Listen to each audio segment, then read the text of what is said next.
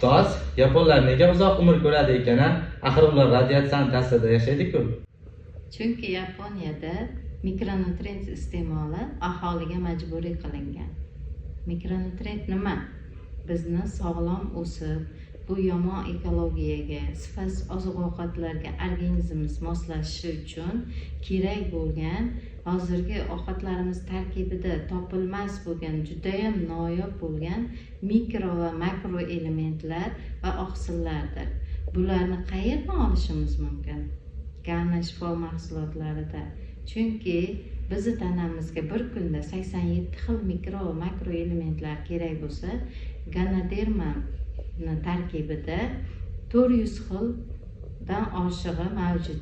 Shuning uchun Yaponiyada xalqi majburiy 98% aholisi iste'mol qilgani uchun hozirda ular dunyo bo'yicha eng uzoq, ya'ni 110 yosh o'lim yoshi belgilangan eng uzoq umr ko'ruvchi xalq hisoblanadi. Bizda ham O'zbekistonimizda qonuniy kiritilgan, erkin tanlov berilgan. Sog'lom bo'lish tanlash bizni o'z qo'limizda. Biz tavsiya qilamiz, tanlov sizniki.